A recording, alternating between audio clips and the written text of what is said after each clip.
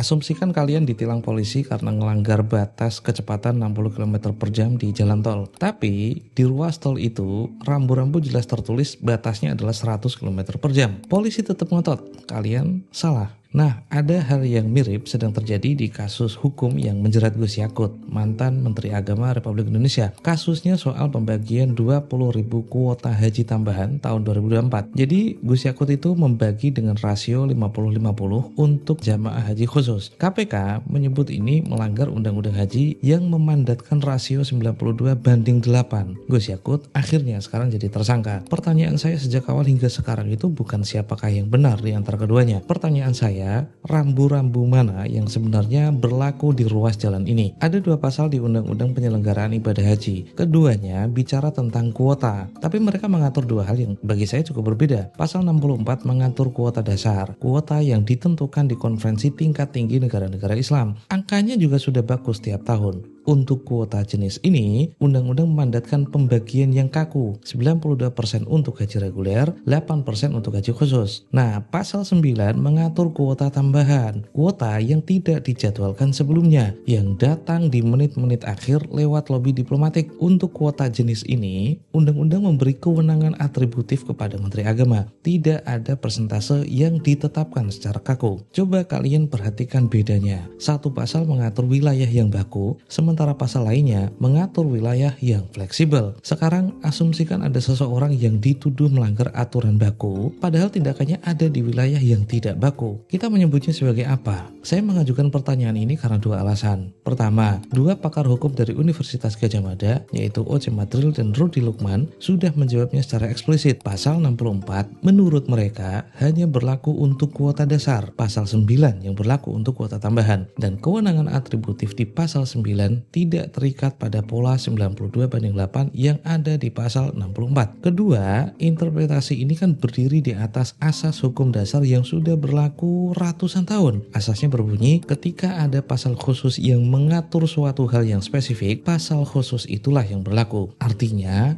aturan khusus mengalahkan aturan umum. Jadi, analisis dua pakar UGM tadi itu bukan pendapat yang seharusnya kita pinggirkan, melainkan pembacaan sistematis dari pakar yang berakar pada asas yang sudah mapan. Kuota tambahan jelas merupakan hal yang spesifik. Ia tidak datang rutin setiap tahun. Ia lahir dari diplomasi yang kondisional dan di luar perhitungan kuota dasar. Tapi narasi publik tentang kasus ini mengasumsikan hal yang dipandang sebaliknya. Asumsinya ada pelanggaran rasio 92:8. Asumsinya pasal 64 itu berlaku untuk semua kuota, termasuk kuota tambahan. Asumsi-asumsi inilah yang saya lihat belum pernah diuji tuntas di ruang publik. Kalau asumsi itu keliru, apa yang terjadi? Seluruh perhitungan kerugian yang muncul dari premis pelanggaran 92:8 tentu saja kehilangan pijakannya. Hal ini karena kerangka hukum yang dipakai untuk menilai fakta-fakta itu tidak cocok dengan objek yang sedang dinilai. Penting kalian catat, saya tidak bicara soal benar atau salah secara moral, melainkan soal akurasi teknis. Dan akurasi teknis adalah pondasi dari setiap proses hukum. Dan perlu dicatat juga, interpretasi dua pakar UGM yang tadi saya sebut belum pernah diuji di persidangan. Mereka hanya menyampaikan analisis akademis. Jadi ini bukan putusan pengadilan. Tapi bagi saya, justru itulah persoalannya. Jika interpretasi mereka berdua itu benar, maka seluruh konstruksi pelanggaran di titik mula kasus ini ya harus ditinjau ulang. Namun kalau mereka keliru, ya maka pengadilan itu perlu menjelaskan kenapa pasal 9 bisa diabaikan. Yang tidak boleh terjadi adalah pertanyaan ini dilewati begitu saja. Seolah-olah pasal 9 itu tidak ada. Seolah-olah kewenangan atributif Menteri Agama atas kuota tambahan adalah hal yang tidak perlu dibahas. Kita itu sering terbiasa membaca kasus hukum dari ujungnya kan. Siapa tersangkanya, berapa kerugiannya, dan apa dakwaannya. Tapi kawan-kawan, setiap kasus itu punya titik mula. Dan titik mula kasus ini itu dimulai dari satu pertanyaan. Aturan mana yang dilanggar Gus Yakut sewaktu mengubah kuota 92:8 menjadi 50:50? Kalau aturannya pasal 64, argumentasinya bisa dibangun. Kalau aturannya adalah pasal 9, argumentasinya harus dibangun ulang dari pondasi yang berbeda. Jadi ada dua pasal di sini dan keduanya ternyata bicara tentang objek hukum yang ternyata berbeda. Sampai pertanyaan ini dijawab secara terbuka oleh KPK dengan penjelasan yang tidak lagi ambigu, bagi saya fondasi hukum ini belum benar-benar berdiri. Kalian boleh tidak setuju dengan saya, jadi coba kita diskusikan di kolom komentar.